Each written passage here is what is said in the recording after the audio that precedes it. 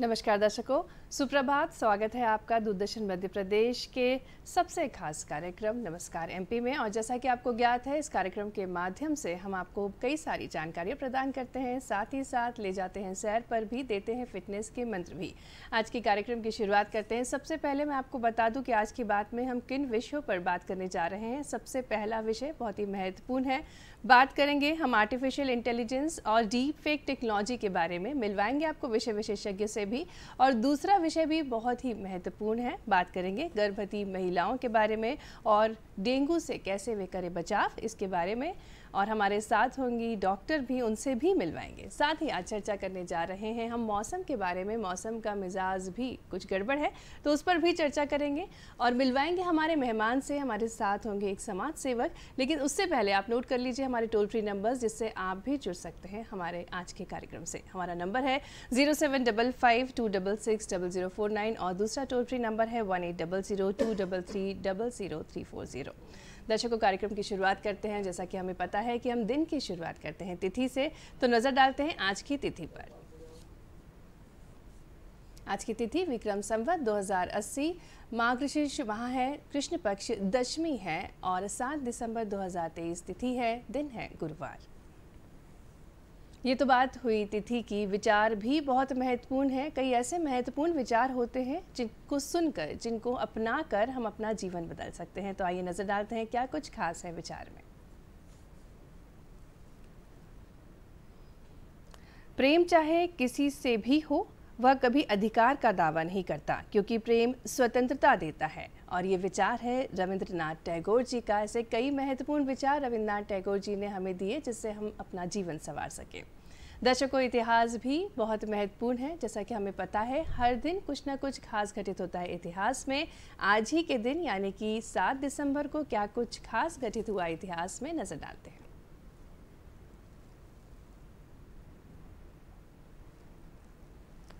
1949 में भारतीय सशस्त्र बल फ्लैग डे मनाया जाता है। 1941 में दूसरे विश्व युद्ध के दौरान आज ही के दिन जापान ने अमेरिका के पर्ल हार्बर पर हवाई हमला किया। 1889 में दुनिया में मौजूद रूप की पहली गाड़ी बनाई गई और 1856 में देश में पहली बार आधिकारिक रूप से हिंदू विधवा का विवाह कराया गया। तो ये तो थी कुछ महत्वपूर्ण बातें इतिहास से जुड़ी हुई। दर्शकों, आपको बता दें कि आज ही के दिन भारतीय सशस्त्र बल फ्लैग डे भी मनाया जाता है। 1949 से इस दिन की शुरुआत हुई और ये दिन 7 दिसंबर को मनाया जाता है। सशस्त्र सेना झंडा दिवस, देश की सेना के प्रति सम्मान प्रकट करने के लिए इस दिवस को मनाया जाता है। आपको बता दें एक और महत्वपूर्ण बात, डॉक्टर भीमराव अंबेडकर जी, जिन्हें भारतीय संविधान के जनक माना गया है और इनकी 6 दिसंबर 1956 में नींद के दौरान ही इन्होंने अंतिम सांसें ली और पंचतत्व में ये विलीन हुए।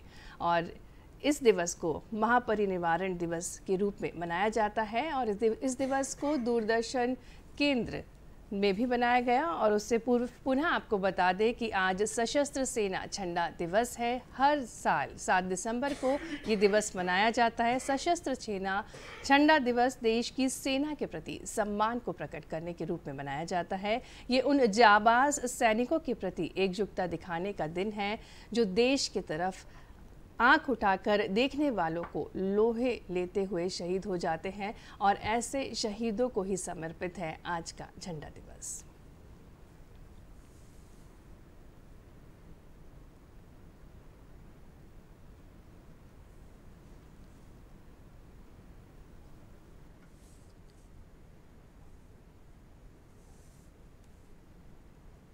जय हिंद।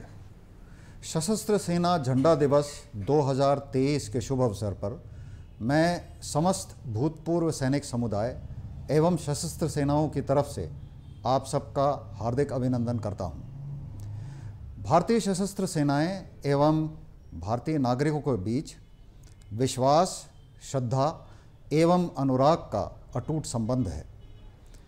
ये भावनाएं और धारणाएं वर्षों से सैनिकों के हमारे महान देश और जनसाधारण के लिए किए गए निस्वार्थ सेवा और त्याग का परिणाम है। हर वर्ष 7 दिसंबर को मनाया जाने वाला सशस्त्र सेना झंडा दिवस इस अटूट संबंध का एक पुरजोर जश्न है। मैं देशवासियों से निवेदन करूंगा कि इस पारस्परिक स्नेह के महापर्व पर सशस्त्र सैनिकों की त्याग और बलिदान की प्रशंसा करके उनका मनोबल जरूर बढ़ाएं। प्रदेशवासियों, आपके सशस्त्र सेनाओं के समर्थन का एक और आयाम भी है। जैसा कि आप जानते हैं, दुर्गम और विषम इलाके में तैनाती की वजह से जो सैनिकों के शरीर पर कठिन मांगें पड़ती हैं, उनके कारण कई सैनिकों को बहुत कम आयु में सेवानिवृत्त होकर के घर आना पड़ता है। 35-40 साल की उम्र में घर में आए हुए इन लोगों को कई सारी चुनौतियों का सामना करना पड़ता है, जिसमें शामिल है उनके छोटे बच्चे, वृद्ध माता पिता और उनकी सीमित पेंशन। देश और प्रदेश की तरफ से इस कठिन समय में उनके समर्थन के लिए विभिन्न प्रकार की कल्याणकारी योजनाएं चलाई जाती हैं। परंतु बहुत गर्व का विषय है कि हमारे देश में सिर्फ जनसाधारण के स्वेच्छा से दिए गए चंदे से भी कई सारी कल्याणकारी योजनाएं चलाई जाती हैं। मध्य प्रदेश के वासियों का इन कल्याणकारी योजनाओं में दान बढ़ चढ़ के देने का एक बहुत ऐतिहासिक परंपरा रही है। उसी परंपरा के अनुसरण में मैं आपसे अनुरोध करूंगा कि sainikkalyan.mp.government.in पर हमारा वेब पोर्टल है, जिस पर दान करके सैनिकों के कल्याण के लिए योजना चलाने में देश और प्रदेश का समर्थन करें। महत्वपूर्ण ये नहीं है कि राशि कितनी है, अहमियत इस बात की है कि आपका प्यार हमारी तरफ दर्शाया गया। अंत में नागरिकों और सैनिकों के बीच इस अटूट संबंध के महापर्व पर एक बार और समस्त सैनिक समुदाय की तरफ से मैं आपको शुभकामनाएं देता हूं और हमारी प्रार्थनाएं हमेशा आपके साथ हैं। जय हिंद।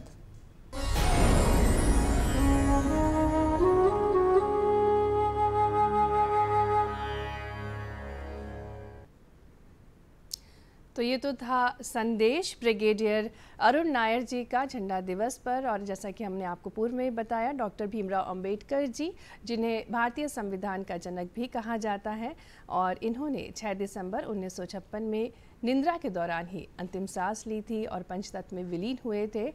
और इस दिवस को महापरिनिर्वाण दिवस के रूप में मनाया जाता है। और इसी उपलक्ष्य में दूरदर्शन मध्य प्रदेश केंद्र में भी इस दिवस को मनाया गया, जिसमें कई सारे अधिकारी कार्यकर्ता भी शामिल हुए। आइए देखते हैं एक झलक। भारतीय संविधान के जनक, आधुनिक भारत के निर्माताओं में से एक, सामाजिक परिवर्तन के अग्रदूत, पीड़ित मानवता के मसीहा, नारी शिक्षा के हिमायती, नारियों और श्रमिकों के मुक्तिदाता, महान समाजशास्त्री, दार्शनिक, अर्थशास्त्री, राजनीतिज्ञ, विश्व का ज्ञानदीप, symbol of knowledge, Bharat Ratna Bodhisattva Baba Saheb doctor Bhimrao Ambedkar को उनके महापरिनिर्वाण दिवस पर कोटि कोटि नमन। भोपाल स्थित दूरदर्शन केंद्र में भी उन्हें श्रद्धांजलि दी गई। दूरदर्शन केंद्र में आयोजित कार्यक्रम में केंद्र प्रमुख सुश्री नवनीत कौर और कार्यक्रम प्रमुख श्री जयंत श्रीवास्तव, प्रशासनिक अधिकारी श्री अब्राहम थॉमस जी द्वारा बाबा साहेब अम्बेडकर को श्रद्धांजलि दी गई। कार्यक्रम का संचालन श्री सुरेश कुमार मरोलिया द्वारा किया गया। कर्मचारियों द्वारा बुद्ध वंदना कर बाबा साहेब भीमराव अम्बेडकर के महान व्यक्तित्व और कृतित्व को याद करते हुए श्रद्धांजलि अर्पित की गई।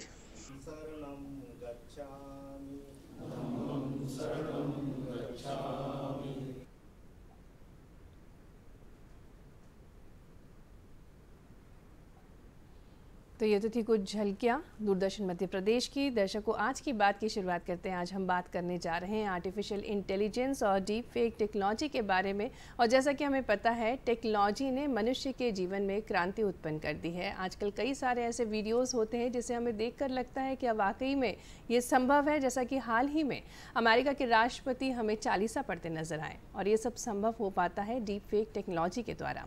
हमारे साथ आज विषय विशेषज्ञ के तौर पर स्टूडियो में हैं श्री रघु पांडे जी, जो कि इंटरनेट मैच्योरिटी एक्सपर्ट हैं। सर, बहुत बहुत स्वागत है आपका। साथ ही साथ आज विषय पर चर्चा करने के लिए सुश्री सौभाग्या भट्टाचार्य जी हैं, जो कि असिस्टेंट प्रोफेसर हैं NLIU में। बहुत बहुत स्वागत है सौभाग्या जी। तो आज की कार्यक्रम की शुरुआत करते हैं। आर्टिफिशियल इंटेलिजेंस के बारे में बात करेंगे, डीप फेक टेक्नोलॉजी के बारे में बात करेंगे। रघु जी, सबसे पहले आपसे जानना चाहेंगे, क्या है deep fake technology? Deep fake technology एक AI के द्वारा मॉर्फिंग करने की टेक्निक है। वैसे तो जब से कंप्यूटर का यूज़ करके फ़ोटोज़ और इमेजेस को मॉर्फ करने की जो टेक्नोलॉजी आई है, लगभग 20-25 साल पहले से ये हमारे पास है। उसमें किसी भी एक फ़ोटोग्राफ के ऊपर चेंज करना संभव होता था। किसी के धड़ पे किसी का सर लगा देना, ये सारी टेक्नोलॉजी हमारे पास 20-25 साल पहले से है। लेकिन अब पिछले कुछ सालों में AI ने, क्योंकि AI सीख सकता है, तो AI ने पिछले समय में लाखों या करोड़ों इमेजेस को देख के ये सीखा कि कैसे किसी के भी फेस को दूसरे फेस से रिप्लेस किया जा सकता है। तो अब डीप फेक में, जहाँ तक मेरी समझ है, इसको हम डीप फेक क्यों बोलते हैं? बिकॉज अगर हम एक इमेज के में कुछ चेंज करें, किसी के धड़ पे किसी का सर लगाएं, तो उसको हम फेक इमेज बोल सकते हैं। लेकिन वीडियो जो होता है उसमें ऑन एन एवरेज 24-30 फ्रेम्स एक सेकेंड में होती हैं। बिल्कुल। तो क्या अगर कोई ऐसी टेक्नोलॉजी है जो वो पूरे वीडियो की हर फ्रेम को फेक कर सके और वो रियल भी लगे? बिल्कुल। इसलिए उसे डीप बोला जाता है। तो AI की मदद से वीडियो के हर फ्रेम में किसी चेहरे को बदला जाए और बहुत बिलीवेबल तरीके से उसको बदला जाए, ये है डीप फेक टेक्नोलॉजी। बिल्कुल, काफ़ी आसानी से आपने इस तकनीकी शब्द को हम सभी को समझा दिया। सौभाग्या जी, आप क्या मानती है डीप फेक? जैसा कि नाम ही हमें बता रहा है, फेक मतलब कि गलत, कुछ ना कुछ धोखा। तो इससे आप क्या हमारे दर्शकों को बताना चाहती हैं? जी, जैसा कि रघु सर ने भी समझाया हमें कि डीप फेक टेक्नोलॉजी हम कभी कभी मजाक में या कभी किसी को परेशान कर लिया, अपना मोटिव को पूरा करने के लिए हम एक टेक्नोलॉजी का इस्तेमाल करके कुछ एक वीडियो बना देते हैं। उससे समाज पे क्या असर पड़ता है, किसी एक व्यक्ति के व्यक्तिगत लाइफ में क्या असर पड़ता है, समाज पे क्या असर पड़ता है, या हम राजनीति की भी बात करें, तो इन सब पहलुओं में डीप फेक टेक्नोलॉजी एक रिवोल्यूशन लाने का कैपेबिलिटी रखती है। इसलिए हमें समाज में आज ये डिस्कशन करने की ज़रूरत है कि डीप फेक टेक्नोलॉजी को यूज़ करके, AI को यूज़ करके हम अगर कोई वीडियो बनाते हैं तो उसका समाज पर क्या प्रभाव पड़ेगा। बिल्कुल, सौभाग्य जी, काफ़ी अच्छे से आपने बताया। रघु जी, जानना चाहेंगे दुष्प्रभाव, क्योंकि नाम से ही हम दुष्प्रभाव तो देख पा रहे हैं, समझ पा रहे हैं, लेकिन फिर भी क्या दुष्प्रभाव है डीप फेक टेक्नोलॉजी के?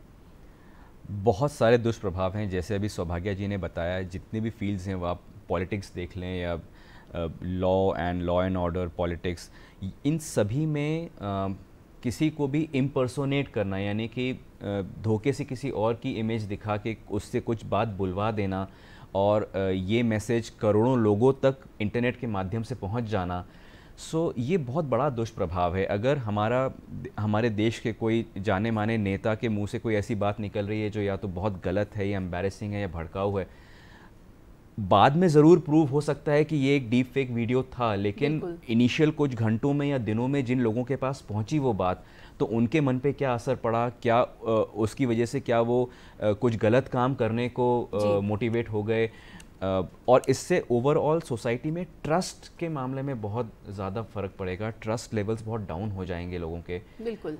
बहुत ज़्यादा दुष्प्रभाव है, और किसी का भी चरित्र हनन करना इससे बहुत ज़्यादा आसान हो जाता है। बिल्कुल सर, शुरुआत कैसे हुई, कितना आसान है डीप फेक टेक्नोलॉजी का उपयोग करना? क्योंकि हम आमतौर पर काफ़ी सारे वीडियोस वायरल होते हुए नज़र आ रहे हैं, तो क्या काफ़ी आसान है इस टेक्नोलॉजी को यूज़ करना? देखिए, अभी किसी की आवाज़ को कॉपी कर लेना और किसी दूसरे के ऊपर लगा देना तो काफ़ी आसान हो गया है, लेकिन वीडियो को डीप फेक करना इतना आसान नहीं है। लेकिन हाँ, अब टूल्स इस लेवल तक अवेलेबल हैं कि एक आम इंसान अपने कंप्यूटर पे उस सॉफ्टवेयर को रन करके सीख करके डीप फेकिंग कर सकता है।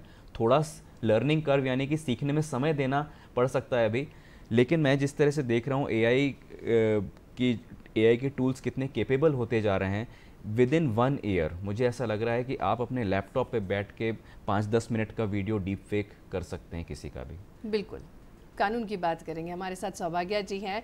चीन ने कुछ कानून बनाए हैं, क्या भारत ने भी कुछ कानून बनाए, नियम बनाए हैं डीप फेक टेक्नोलॉजी से बचाव के लिए, जिससे जो आम जनता है वो सेफली अपना सोशल मीडिया या सारी चीज़ें उपयोग कर जी बात करें भारत की, तो भारत में अभी जो इस पर्टिकुलर टेक्नोलॉजी के लिए कोई भी कानून नहीं है, लेकिन हमारा जो already established law and order system है उसमें ज़रूर हम ऐसा कानून जो हम इंक्लूड कर सकते हैं जो इस टेक्नोलॉजी में बनाए गए वीडियो को पनिशेबल ऑफेंस मानेगा। जैसे कि आईटी एक्ट है, उसका सेक्शन 66 गलत खबर फैलाना या गुमराह करना किसी को बाय यूजिंग टेक्नोलॉजी, तो दैट इज़ पनिशेबल। उसके बाद हम अगर आईपीसी की जो कि भारतीय दंड संहिता है उसकी बात करें, तो उसमें मानहानि करना, डिफेमेशन जिसको बोलते हैं, क्रिमिनल इंटिमिडेशन है, outraging the modesty of a women है, क्योंकि जहाँ तक देखा गया है पोर्नोग्राफिक कंटेंट ज़्यादा बनाया जा रहा है डीप फेक टेक्नोलॉजी से।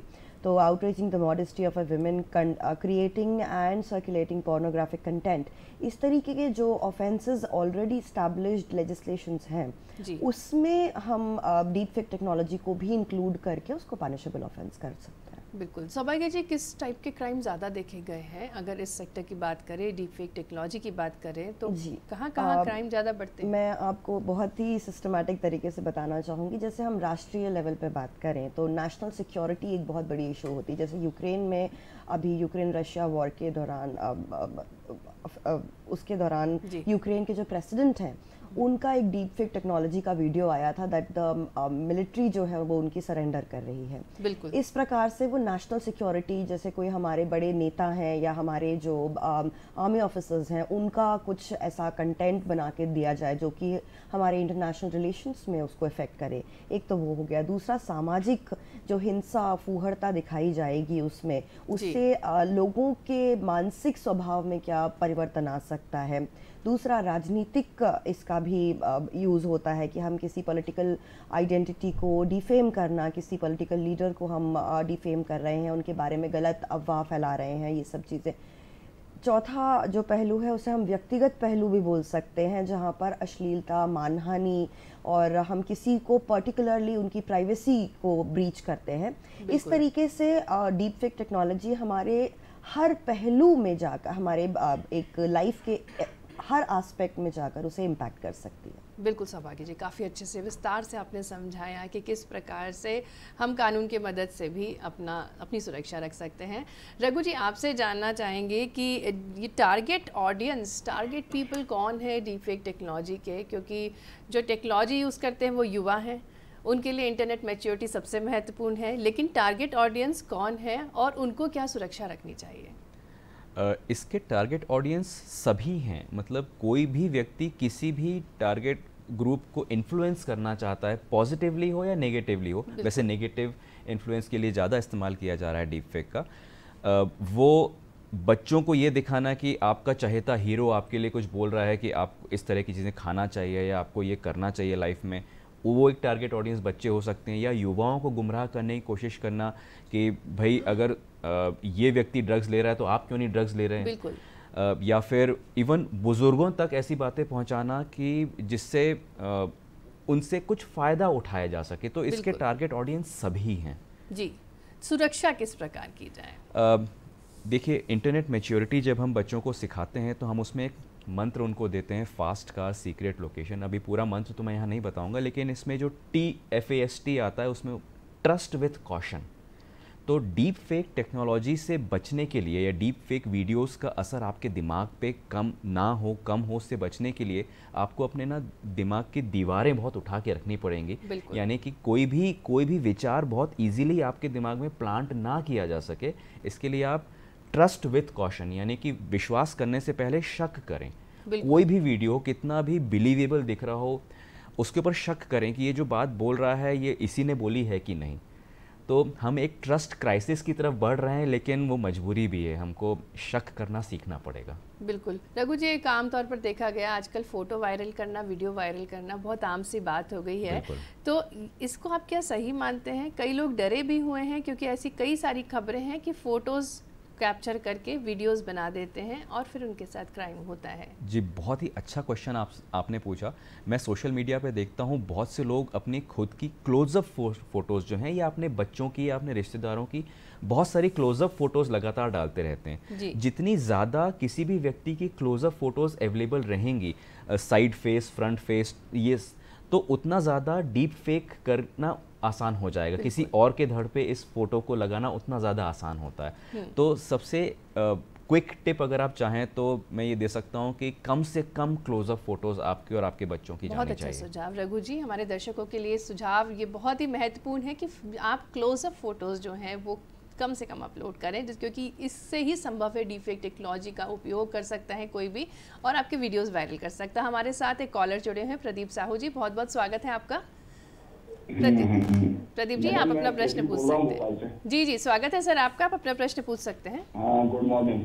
मैं पांडे जी से ये पूछना चाहता हूँ कि ये जो आर्टिफिशियल इंटेलिजेंस है ये इंसान ने बनाया, यानी ह्यूमन इंटेलिजेंस ने बनाया है, नेचुरल इंटेलिजेंस ने, तो ये तो इंसान को रिप्लेस करने पर तुला हुआ है। आपकी इमेजिनेशन क्या बोलती है कि भविष्य में इस डीप फेक टेक्नोलॉजी के अलावा एआई क्या क्या प्रॉब्लम क्रिएट कर सकती है? और शॉर्ट में बिल्कुल समरी में बोलना चाहूँ तो आर्टिफिशियल इंटेलिजेंस विज्ञान की तरह वरदान है या अभिशाप है? जो जिस इंसान ने उसको बनाया तो उसको एआई को फिर डेवलप करने की जरूरत क्या पड़ी? तो whether it is a curse, boon और कर्स। बिल्कुल, धन्यवाद प्रदीप जी, बहुत अच्छा प्रश्न है आपका।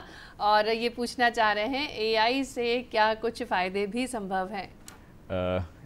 डॉक्टर प्रदीप साहू जी, आपका जो क्वेश्चन है बहुत बड़ा सवाल है, और इस वक्त दुनिया के जितने भी एआई लीडर्स हैं और एआई को समझने वाले जो चिंतक हैं वो इसी प्रश्न पे चर्चा कर रहे हैं। देखिए, एआई जो है बेसिकली एक टूल है, लेकिन वो इतना ज़्यादा पावरफुल टूल है कि वो अगर वरदान साबित होगा तो हम स्वर्ग बना देंगे धरती को, और अगर अभिशाप साबित होगा तो हम नर्क बना देंगे। मतलब उसकी ताकत इतनी ज़्यादा है एआई की।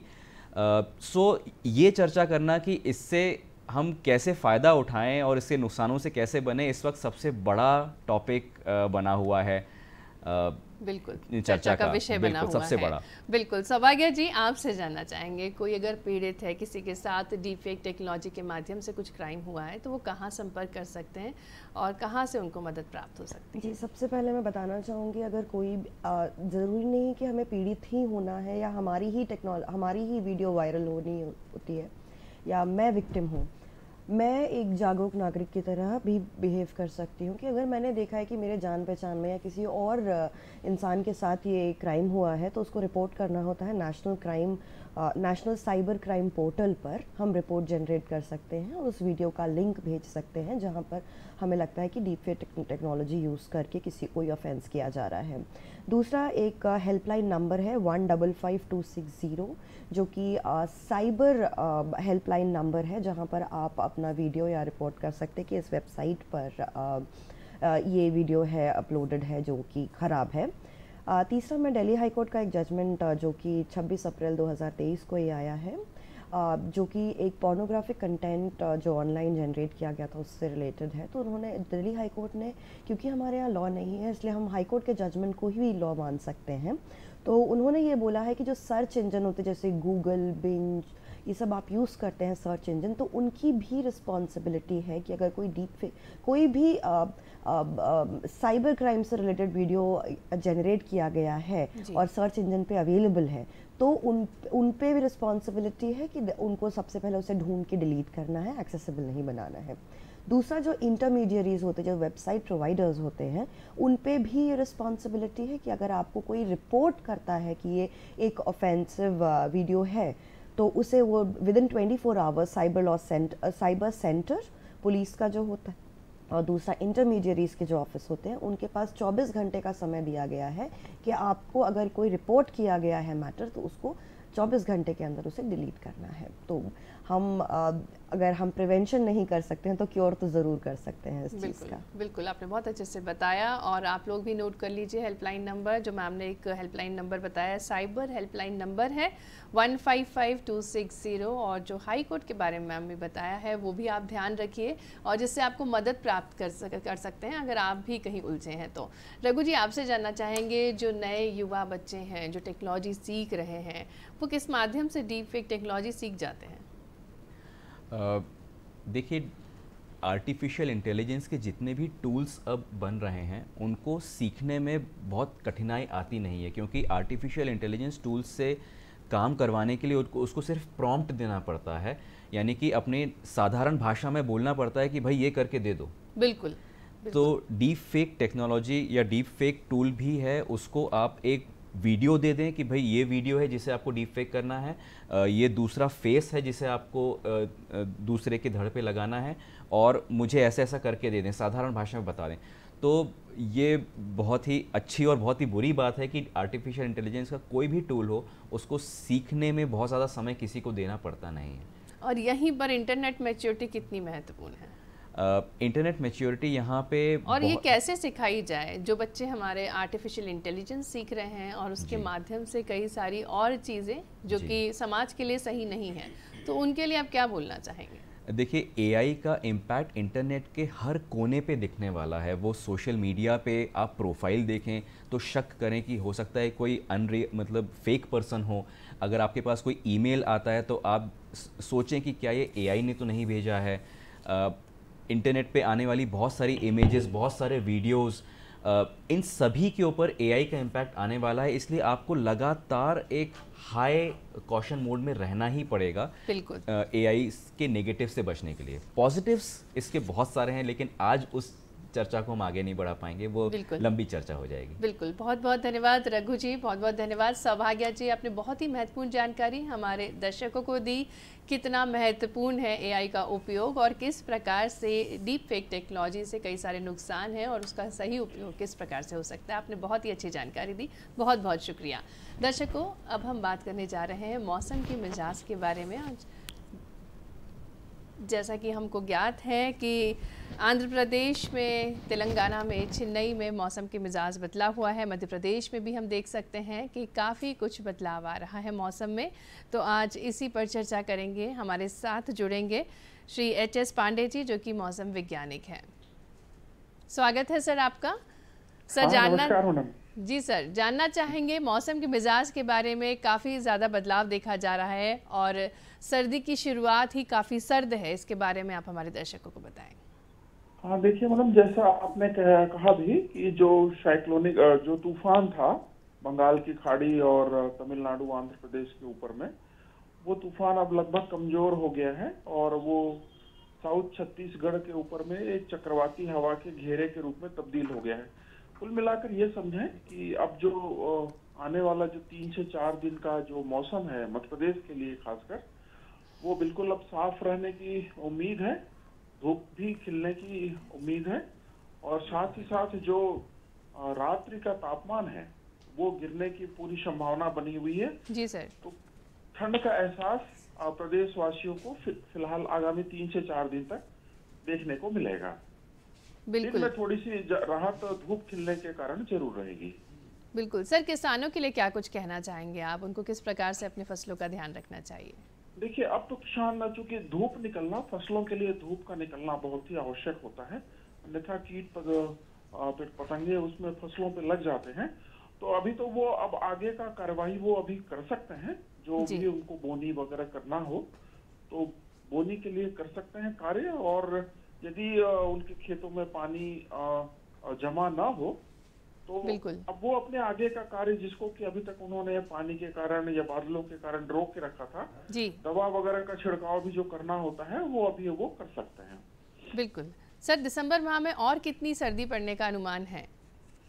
देखिए, अभी तक एक्चुअल में जो सर्दी रात्रि के न्यूनतम तापमान के गिरने से होती है वो हमने अभी तक नहीं देखा है इस सीजन में ही। जो मिनिमम तापमान है वो अभी 12 डिग्री 13 डिग्री के आसपास तक एक बार गया है और ये न्यूनतम तापमान जब तक 5 से 6 डिग्री नहीं आ जाता है वो सर्दी नहीं होती है। तो अभी आने वाले दिनों में वो हम इंतजार कर रहे हैं कि तापमान 10 डिग्री या उससे नीचे कितने जल्दी पहुंचता है, और वो आगामी आने वाले दिनों में दिखाई देगा। बिल्कुल बिल्कुल, बहुत बहुत धन्यवाद एच एस पांडे जी, आपने बहुत ही महत्वपूर्ण जानकारी मौसम के मिजाज के बारे में दी।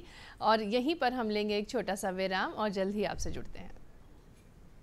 धर्मेंद्र के जन्मदिन के मौके पर दूरदर्शन लाया है उनकी शानदार फिल्मों का तोहफा। बॉलीवुड टॉकीज में देखिए 4 दिसंबर तुम हंसी मैं जवान, 5 दिसंबर टाडा, 6 दिसंबर लोहा, 7 दिसंबर यकीन, 8 दिसंबर बंटवारा, 9 दिसंबर झील के उस पार, 10 दिसंबर गुंडागर्दी, प्रतिदिन दोपहर 1 बजे सिर्फ डीडी नेशनल पर, देश का पहला चैनल, देश का अपना चैनल। मेरे सरप्राइज देते हैं, बाप प्राइस पे करता है। I am Paramvir Singh Dhillon from Canada, और ये मेरे पिताजी हैं, और ये मेरा छोटा भाई। अभी तरह तो पंजाब कब गया था यार? इस कहानी के पीछे अगर आपकी कोई हेरा फेरी है, तो वो हेरा फेरी यहाँ नहीं चलेगी। अगर मुझे गुस्सा आ गया ना, तो मैं ऐसी धुलाई करूंगा कि ना कोई दवा काम आएगी और ना ही दुआ। बार ये कहे दिल के राजा तुझे प्यार करे। मेरा सब कुछ है तू धर्म, सब कुछ। मेरी माँ भी, मेरा बाप भी। तुम्हारी माँ कहाँ है? छोड़कर चली गई हमको। आपने गुजर को कुछ नहीं बताया ना? मैं भी नहीं बताऊंगा, लेकिन आपको और गुजर को माँ के पास जरूर लेकर जाऊंगा। फंडू फीचर फिल्म्स में 8 दिसंबर शुक्रवार शाम 7:30 बजे फिल्म यमला पगला दीवाना। सिर्फ डीडी नेशनल पर, देश का पहला चैनल, देश का अपना चैनल।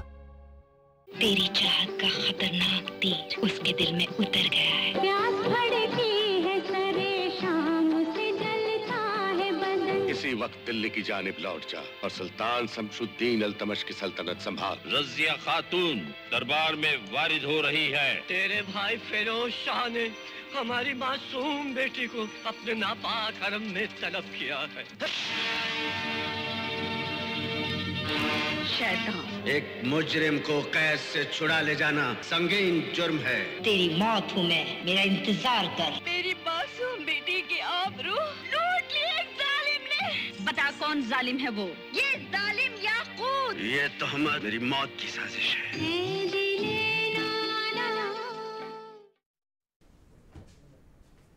दर्शकों, स्वागत है आपका एक विराम के बाद, और आप देख रहे हैं नमस्कार एमपी। आज की बात में हम एक और महत्वपूर्ण विषय पर बात करने जा रहे हैं, गर्भवती महिलाएं, और अगर उनको डेंगू हो जाता है तो किस प्रकार से उनको सुरक्षा रखनी चाहिए। हमारे साथ स्टूडियो में है डॉक्टर हेमलता मंडलोई जी, बहुत बहुत स्वागत है मैम आपका। साथ ही साथ हमारे मेहमान से भी आपको मिलवाते हैं। आज हमारे साथ समाज सेवक हैं श्री अनीस जी, बहुत बहुत स्वागत है अनीस जी आपका भी। तो दर्शकों, शुरुआत करते हैं, गर्भवती महिलाएं किस प्रकार से अपनी सुरक्षा रख सकती हैं। बहुत ही महत्वपूर्ण पल रहता है महिलाओं का उनके जीवन में। हेमलता मैम, आपसे जानना चाहेंगे कि गर्भवती महिलाओं को किस प्रकार से अपना ध्यान रखना चाहिए। तो गर्भवती महिला का गर्भावस्था का समय अपन 3 भाग में डिवाइड करते हैं। शुरू के 3 महीने, बीच के 3 महीने, और 4 से 6 महीने तक, और 7 से 9 महीने तक। तो हर 3 से जो अपन भागों में बांटते हैं, उसमें अलग अलग सावधानियां बरतनी पड़ती हैं। जैसे शुरू के 3 महीने में जैसे ही महिला को पता चलता है कि उसके मासिक धर्म उसका मिस हुआ है, तो आजकल तो 1-2 दिन में पता चल जाता है कि प्रेगनेंसी है कि नहीं है। और जैसे उसको पता चलता है कि उसको प्रेगनेंसी है, उसे तुरंत डॉक्टर से परामर्श लेना चाहिए, क्योंकि ये एक बहुत महत्वपूर्ण समय होता है, उसको बहुत ध्यान देना चाहिए। आजकल तो 1 या 2 बच्चे होते हैं, और हर बच्चा माँ के लिए, परिवार के लिए बहुत कीमती रहता है। तो सबसे पहले आके अपने डॉक्टर के पास में दिखाए, अपने पूरे टेस्ट करवाए, ब्लड और यूरिन टेस्ट, फिर ब्लड प्रेशर चेक करना पड़ता है, वज़न देखना रहता है, उसे कोई तकलीफ़ है तो वो अपनी बताए। दवाई ले। फॉलिक एसिड का बहुत इंपॉर्टेंट रोल रहता है इस टाइम में, क्योंकि बच्चा इसी टाइम बनता है, बच्चे का विकास होता है, तो उस समय फॉलिक एसिड लेना चाहिए शुरू के 3 महीने में। बिल्कुल। फिर अपने खान पान पे ध्यान दें, डाइट पर ध्यान देना ज़रूरी है। शुरू के टाइम में हर 2-2 घंटे में थोड़ा कुछ खाए, एक साथ ज़्यादा नहीं खाना चाहिए। एक साथ खाएगी तो उसको उल्टी हो जाएगी और वो खाना हजम भी नहीं होगा। तो ये, और साथ में आराम करें। गर्भावस्था एक ऐसा समय है जिस समय अपना कोई नॉर्मल चीज़ है ये प्रेगनेंसी, बिल्कुल, बिल्कुल। तो उसमें कुछ ऐसी अबनॉर्मल चीज़ नहीं है। उसको भारी काम नहीं करना चाहिए, वज़न वगैरह नहीं उठाए और हल्का व्यायाम करे। जैसे वो योगा मेडिटेशन करेगी तो उससे उसका स्ट्रेस कम होगा, बिल्कुल। क्योंकि आजकल बड़ी स्ट्रेसफुल लाइफ है। बहुत अच्छी बातें बताई, कुछ अच्छे महत्वपूर्ण टिप्स बताएं कि किस प्रकार से गर्भावस्था में महिलाओं को अपना ध्यान रखना चाहिए, खान पान का ध्यान रखना चाहिए, आराम करना चाहिए, वजन नहीं उठाना चाहिए और चेकअप समय के अनुसार कराना चाहिए। और अब हम बात करेंगे हमारे मेहमान अनीस जी से। अनीस जी, बहुत बहुत स्वागत है। सर, जानना चाहेंगे कैसे शुरुआत हुई? काफ़ी कुछ कार्य किया है आपने समाज के लिए, जल, ज़मीन और जंगल को बचाव करने के लिए आपने महत्वपूर्ण योगदान दिया है समाज में। जानना चाहेंगे आपसे। नमस्कार जी। एक्चुअली एकता परिषद का जो संस्थापक है पीवी राजगोपाल जी, बचपन से उनसे मिलने का मौका मिला जी। वो लगातार वो दुनिया घूम के जल जंगल ज़मीन बचाने के लिए, आदिवासियों को वन अधिकार को लेके, गरीबों को ज़मीन कैसे मिले उसको लेके काम कर रहे थे। तो उसने उनके माध्यम से प्रेरणा मिली कुछ करना चाहिए।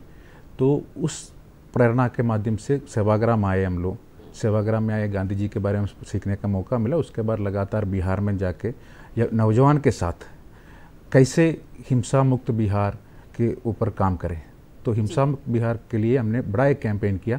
वहीं से हमारा सामाजिक ज़िंदगी का शुरुआत है, बिहार से।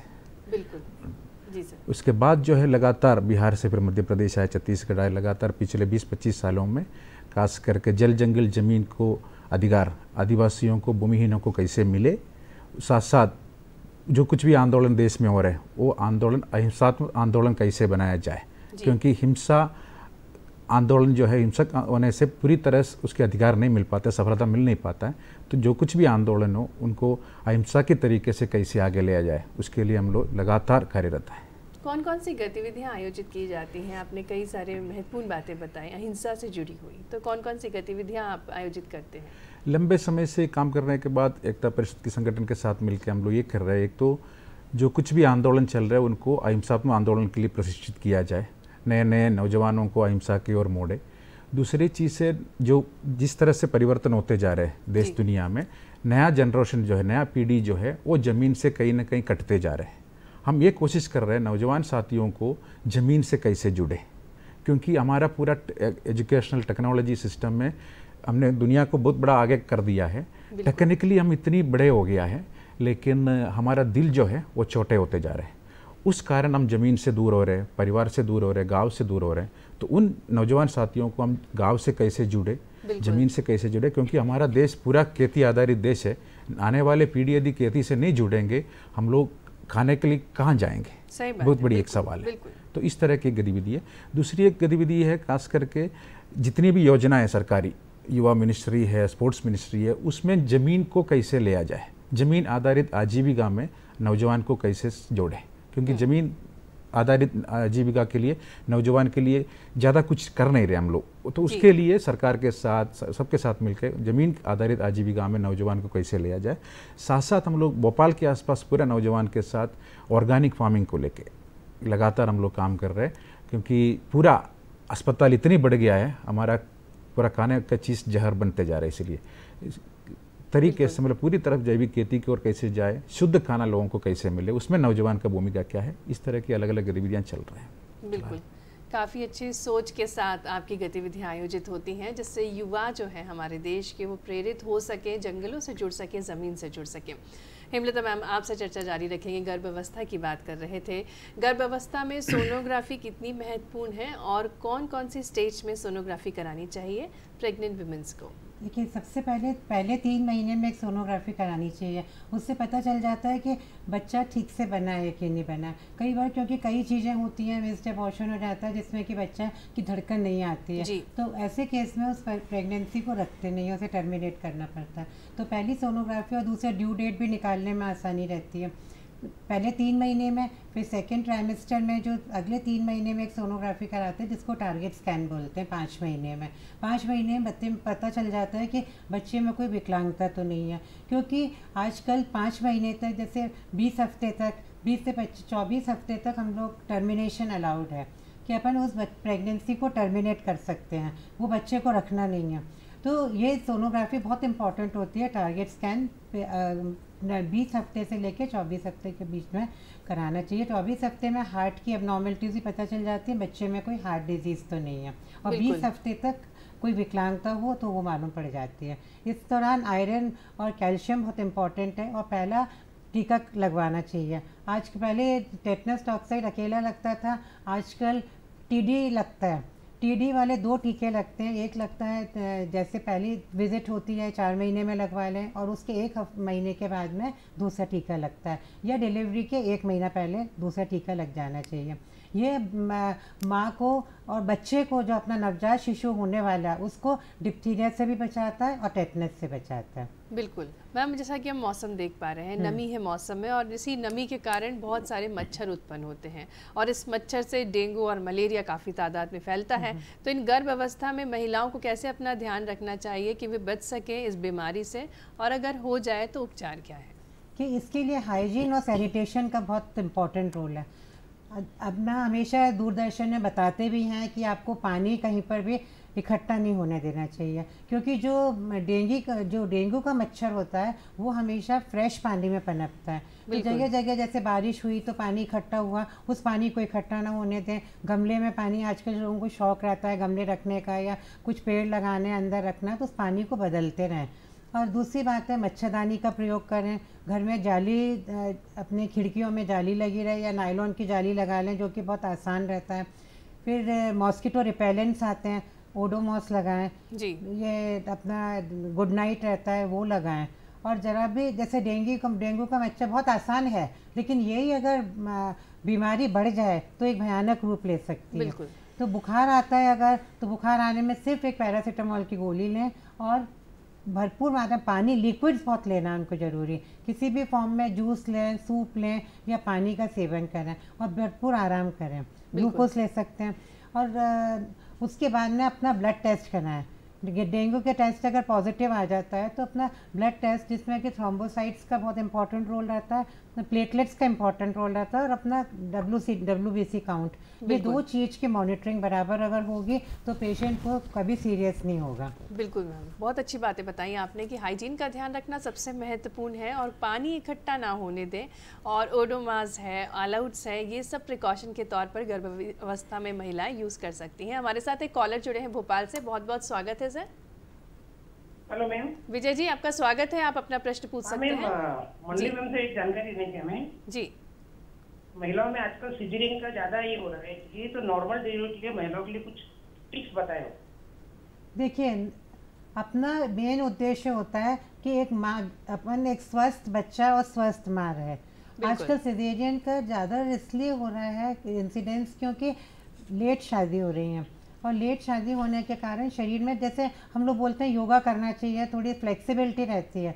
उम्र सही, अगर पहला बच्चा जल्दी होता है 22 साल से लेकर 25 साल तक या 28 साल तक भी, तो उसकी शरीर में ज़्यादा फ्लेक्सिबिलिटी रहती है, मसल्स भी ज़्यादा फ्लेक्सिबल होते हैं, नॉर्मल डिलीवरी के ज़्यादा चांस है, और एक्टिव रहना चाहिए। बिल्कुल। आजकल ज़्यादा बैठे रहते हैं, काम करते हैं, ज़्यादा लेट शादी हो रही है, लेट बच्चे हो रहे हैं, जिसके कारण सिजेरियन का इंसिडेंस ज़्यादा हो रहा है। बिल्कुल मैम, आपने काफ़ी आसानी से बता दिया कि क्या कारण है और किस प्रकार से आप एक नॉर्मल डिलीवरी के लिए एक्सरसाइज और योगा करके नॉर्मल डिलीवरी कर सकते हैं। अनीस जी, आपसे चर्चा करेंगे, आपके जीवन में कब ऐसा पल आया कि आपको लगा समाज सेवा करना चाहिए, कैसे प्रेरणा प्राप्त हुई, वो घटना आप हमारे दर्शकों से साझा करें। देखिए, समाज सेवा करने का मैंने पहले भी कहा, जो कुछ भी है राजगोपाल जी के साथ मिलकर हुआ है, मतलब जो कुछ भी सब छोड़ के, अपने आप को भूल के समाज के लिए उतने दूर से आया, केरल से चंबल में आया, डाकुओं को आत्मसमर्पण के लिए काम किया, उसके परिणाम हमारे आश्रम में कम से कम 650 बागियों ने बंदूक छोड़ा।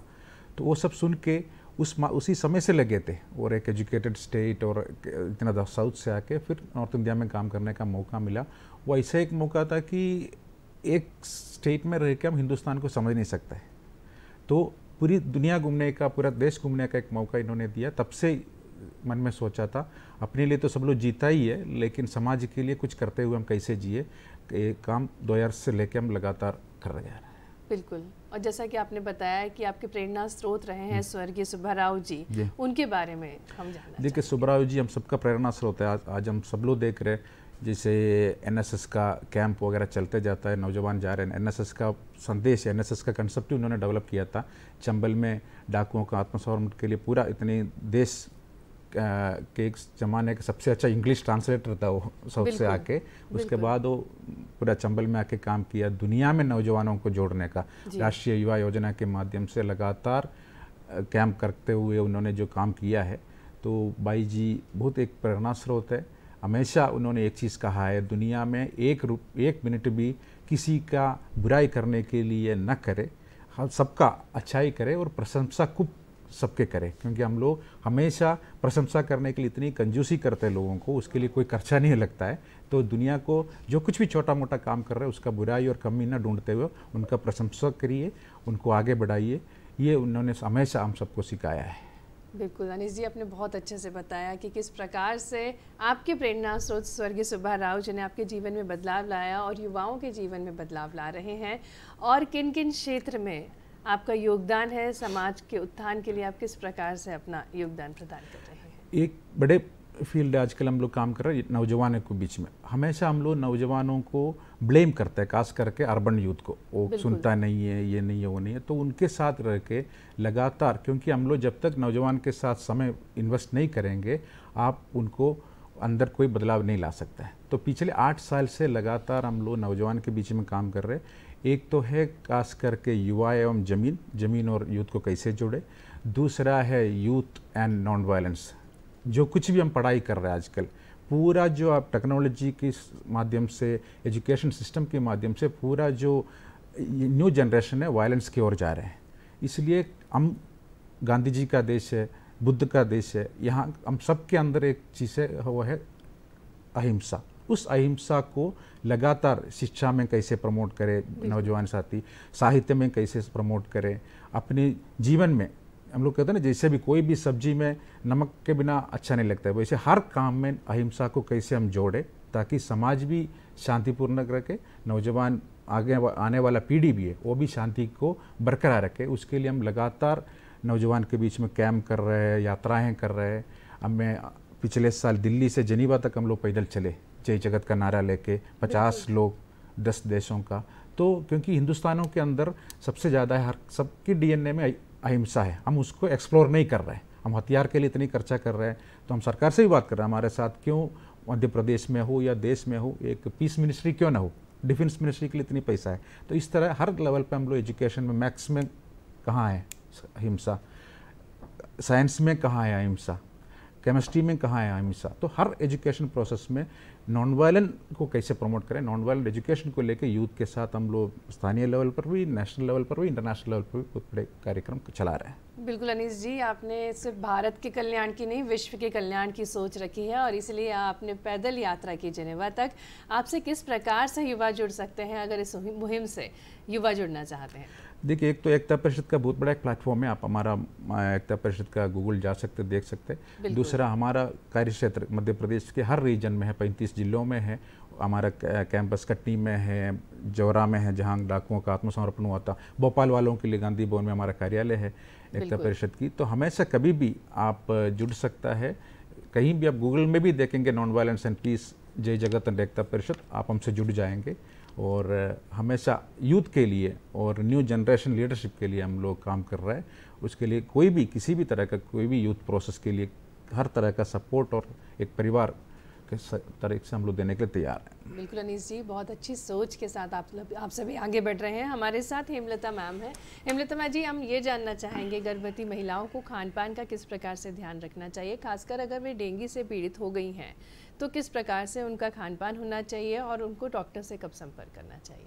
देखिए, गर्भावस्था के दौरान जो खाना माँ खाएगी उसका बच्चे के ऊपर असर पड़ेगा, और बच्चे का अगर वो ठीक से डाइट में प्रोटीन, कार्बोहाइड्रेट और फैट का संतुलित एक आहार लेना चाहिए, एक बैलेंस डाइट लेना चाहिए। हरी पत्तेदार सब्जियां खाएं जिससे कि उसको कॉन्स्टिपेशन, कब्ज़ नहीं रहेगी और एनीमिया नहीं होगा। साथ में सस्ती सब्जियां ले, ज़रूरी नहीं है कि महंगे। रोज़ एक फल का, अभी जैसे मौसम है तो अमरूद ले सकती हैं, संतरे लें और सेब, जो भी फल है मौसमी फल का प्रयोग करें, लें और साथ में हरी सब्जियां लें और रोज़ एक कटोरी दाल सुबह और शाम को लेना चाहिए। और मटर है, राजमा, चने, ये चीज़ ज़रूर लिया करें। इसमें भरपूर फाइबर होता है और साथ में प्रोटीन रहता है जिससे कि बच्चे को अमाइनो एसिड्स मिलते हैं, उससे उसका वजन सही रहता है बच्चे का, उसका विकास भी सही होता है। और अगर उसको डेंगू हुआ है तो उसको कमजोरी तो आ जाती है, तो मैं ऐसे केस में उसको फ्लूइड ज़्यादा लेना चाहिए, लिक्विड ले और रेस्ट करें। तो रेस्ट करने से जल्दी वो ठीक होगी और वापस अपना नॉर्मल आ जाएगी। और ये आखिरी के 3 महीने में उसको खास ध्यान देना चाहिए क्योंकि सबसे ज़्यादा बच्चे का वज़न जो बढ़ता है आखिरी के 3 महीने में बढ़ता है। तो उस समय उसे अपनी डाइट, बैलेंस डाइट लेना चाहिए, खाने का विशेष ध्यान दें और 8 से 10 गिलास पानी का सेवन करना चाहिए। पानी ज़्यादा लेगी तो अंदर जो एमनियो फ्लूइड होता है अंदर, वो भी सफिशिएंट रहेगा और साथ में कॉन्स्टिपेशन भी उसको नहीं होगा। और दवाई तो उसको लेना ही है, डॉक्टर को बराबर परामर्श कराए, अपना बीपी चेक कराए कभी, क्योंकि आखिरी के महीने में 3 में वो सोचते हैं कि एक बार हमने दिखा लिया डॉक्टर को, लेकिन हमेशा उसको ब्लड प्रेशर चेक कराना चाहिए। आखिरी के 3 महीने में तो शुरू में 15 दिन में चेक कराए, फिर एक हफ्ते में दिखाए, क्योंकि ब्लड प्रेशर आखिरी में ज़्यादा बढ़ने की संभावना रहती है। तो शुगर, बीपी चेक कराए, अपना यूरिन एल्बुमिन शुगर कराना चाहिए हर हफ्ते। बिल्कुल बिल्कुल मैम, काफ़ी अच्छे से आपने बताया कि संतुलित आहार बहुत महत्वपूर्ण है। पानी की मात्रा आपको भरपूर रखनी है शरीर में, जिससे आपके बच्चे का स्वास्थ्य अच्छा रहे, क्योंकि आखिरी के जो 3 माह होते हैं वो सबसे महत्वपूर्ण होते हैं और सबसे ज़्यादा वजन तभी बढ़ता है। और साथ ही साथ आपके शुगर और बीपी की भी जांच करवाते रहें। हमारे साथ अनीस जी हैं। अनीस जी से हम बात कर रहे हैं किस प्रकार वे कई सारे क्षेत्रों में अपनी समाज सेवाएं दे रहे हैं। अनीस जी, आपसे जानना चाहेंगे कि युवा शक्ति कितनी महत्वपूर्ण है एक देश के विकास के लिए। जैसा कि हम देख पा रहे हैं, आप युवाओं को काफ़ी प्रेरित करते हैं, ऑर्गेनिक फार्मिंग के प्रति आप उनका रुझान बढ़ा रहे हैं, जंगल और ज़मीन के प्रति बढ़ा रहे हैं। देखिए, युवाओं का बिना भविष्य नहीं है। हमारा जो कुछ भी देश दुनिया की भविष्य युवा है, इसलिए वो बहुत महत्वपूर्ण भूमिका में है। इसलिए जो कुछ भी पद्धतियाँ चला रहे हैं, क्योंकि हमारा जो एजुकेशन सिस्टम है, भले हम लोग कहते हैं हम एजुकेटेड है, लेकिन सच में हम लोग एजुकेटेड नहीं है।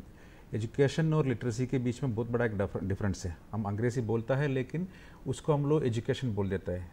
लेकिन मेरा यही मानना है, हिंदुस्तान जैसा देश में जो कुछ भी शिक्षित नौजवान है, वो असली शिक्षा पुराने इतिहास और जल जंगल ज़मीन में रहने वाले ट्रेडिशनल जो चीज़ें हैं उसके लेना चाहिए, क्योंकि अंग्रेज़ी बोलने से, लैपटॉप चलाने से भविष्य एकदम सुरक्षित नहीं है। क्योंकि पूरा आप देखेंगे कोविड की पूरा समय पे एक ही समाज सबसे ज़्यादा बचा है इस पूरा दुनिया में, वो है इंडिजिनस कम्युनिटी, आदिवासी लोग है, जल जंगल में रहने वाले, एकदम ग्रामीण क्षेत्र का लोग सबसे ज़्यादा सुरक्षित थे, क्योंकि वो ज़मीन से जुड़े थे, मिट्टी से जुड़े थे, जंगल से जुड़े थे।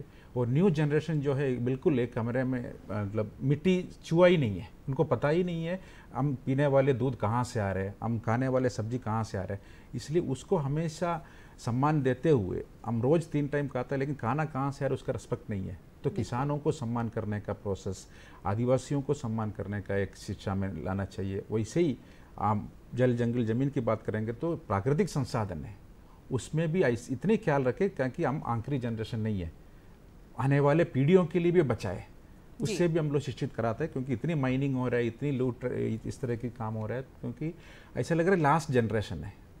आने वाले लोगों को जंगल नहीं चाहिए, कोयला नहीं चाहिए या पानी नहीं चाहिए, उस तरह दुरुपयोग हो रहा है। इसलिए शिक्षा पद्धति में भी हम लोग, हमारा प्रोसेस में पूरा उस तरह की चीज़ों को, मूल्य आधारित शिक्षा को हम बढ़ावा दे रहे हैं, क्योंकि आज का पूरा प्रोसेस जिंदगी मनी बेस्ड हो गया है। बिल्कुल। हिंदुस्तान का इतिहास देखेंगे तो हमारा जिंदगी पूरा मूल्य आधारित था, वो मूल्य आधारित जिंदगी पैसा आधारित जिंदगी की ओर बदल गया। बिल्कुल, उसका हम लोग जी सर। संघर्ष कर रहे हैं, उसको ठीक करने की कोशिश कर रहे हैं। जी अनीश जी, बहुत अच्छी बातें आपने बताई कि कितना महत्वपूर्ण है जल, जंगल और ज़मीन को सहेज के रखना।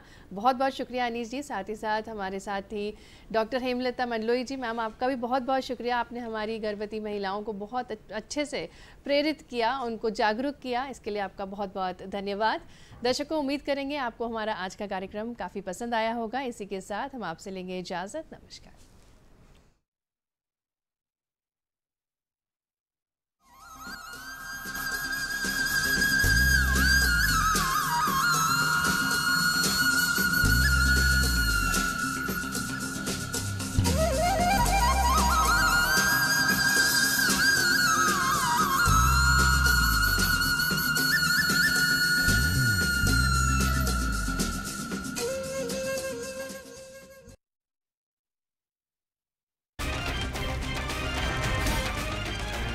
शिवाजी महाराज ने खुद भी विवाह संस्कार से